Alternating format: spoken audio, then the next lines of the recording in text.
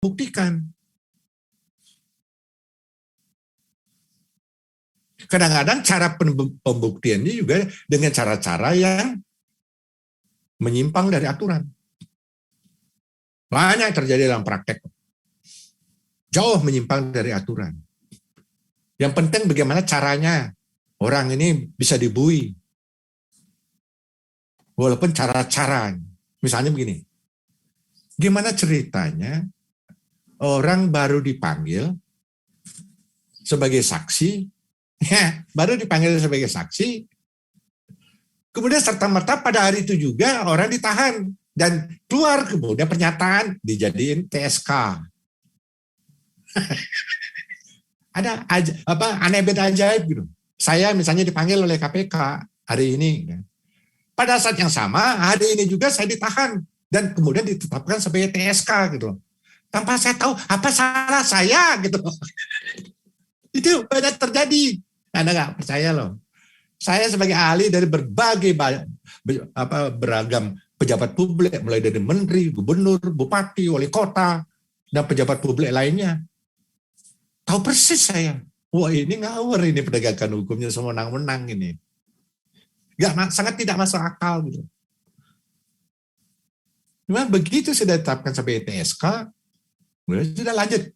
Kadang-kadang orang menyandang TSK, status TSK itu sampai berlama-lama.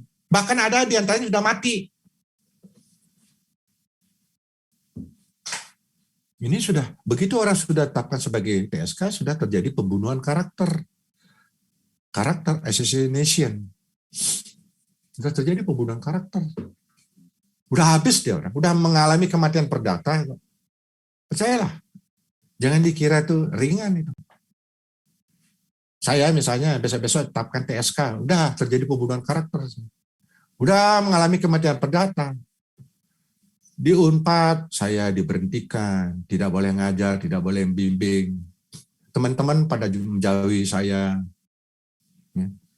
Anak saya di sekolah diolok-olok, bapak kamu korup, profesor korup.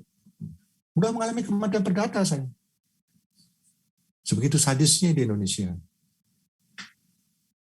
Tapi tidak juga menimbulkan efek jerah gitu loh. Jadi sekali lagi kalau kembali kepada pertanyaan Fauza, lantas apa yang bisa dilakukan? Jujur, saya speechless. Udah susah ngomong lagi, ngomong apa lagi. Mendingan Anda, atau kita semua, ayo pindah yuk.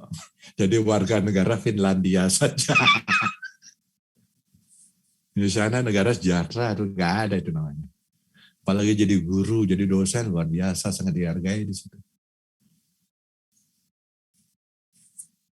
Jujur Pak Ustaz, saya tuh capek banget udah ngomong soal korupsi di Indonesia. Pengalaman saya jadi ahli, mulut saya berbusa ngomong. Bertahun-tahun lamanya saya malah melintang. Melawan kezaliman yang ada. Tetap saja begini terus terjadi.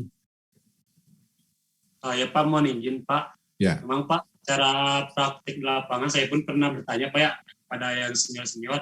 Kalau secara teori, hukum itu memang rule of law, memang pasal 3 Indonesia adalah negara hukum. Namun pada faktanya di lingkungan pemerintahan itu misalkan ya Pak ya, dalam hal naik jabatan saya misalkan, secara regulasi memang ada ujian, memang sudah secara regulasi. Padahal secara praktiknya banyak sekali Pak, misalkan sogok-menyogok ya Pak, namun semua memang sudah mungkin sudah menjadi culture ya Pak, sudah menjadi budaya mungkin pada masa Orde Lama mungkin sudah, karena berpuluh-puluh tahun sudah menjadi penyakit, dan itu pun saya pun mungkin saya belajar dari Bapak pun ya secara di lapangan mungkin sangat berbeda ya Pak dalam hal konteks secara teoris. Ya, jadi dengan kata lain, korupsi di Indonesia itu sifatnya sudah sistemik dalam segala sistem apapun. sudah korup. Sistem pendidikan korup. Apalagi ada kata-kata tadi, rekrutmen korup. Kalau tidak nyogok, tidak akan bisa. Aturan-aturan, praktek tidak demikian. Ya, misalnya apa? Di dunia pendidikan, sistem pendidikan kita korup. Misalnya kita punya anak, ya anak nanti berkeluarga. Anak kencing aja belum lurus yang balita, gitu. Pasti berburu apa? Sekolah favorit gitu loh. Gak mau sekolah SD, impres gitu lah. SD negeri, cari, buru-buru orang tua tuh cari sekolah favorit. Dari pendidikan dasar nih, ya. Atau pendidikan dini, TK. Di TK saja sudah aneh-aneh. Ada anak TK yang diajari membaca, harus pintar membaca. Ini kan sudah manusia goblok tuh di situ tuh. Anak TK diajari membaca, dunianya masih dunia main. Perkembangan jiwanya masih pingin main aja anak-anak TK gitu ya. Diajarin membaca berarti disuruh dia serius. Nah, masuk ke SD. Nah, harus yang favorit. Nyogok di situ. Selesai SD, SMP sama favorit, nyogok juga di situ. SMA, seterusnya sampai perguruan tinggi. Kata siapa steril dari suap sogok menyogok? Bullshit, sama.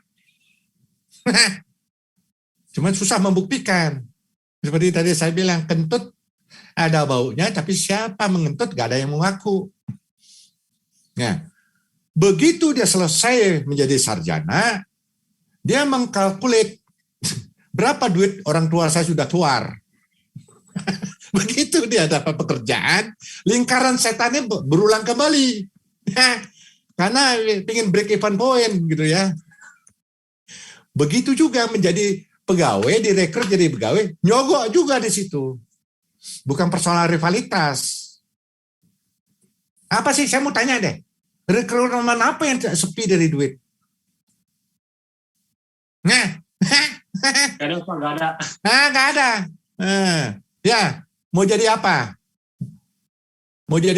Misalnya KPU sekarang, penyelenggara pemilu, harus melewati fit and proper test di DPR. Apa tidak perlu duit di situ, nyogok? Anggota dewan, bullshit itu. Itu gak kira-kira miliar itu.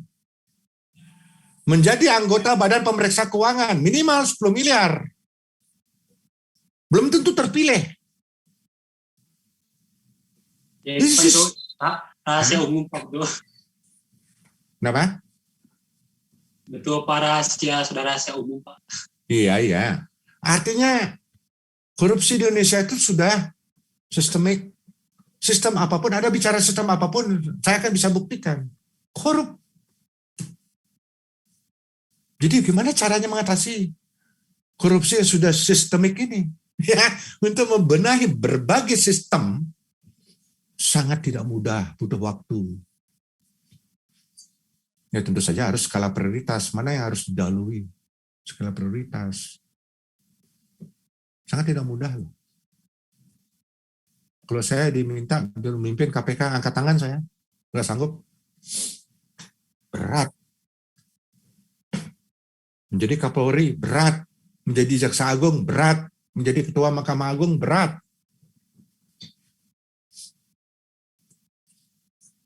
Jadi gimana? Mesti malaikat yang memimpin. baru beres Indonesia. Yang jadi ketua KPK malaikat, Jaksa Agung malaikat, Kapolri malaikat, Ketua Mahkamah Agung malaikat.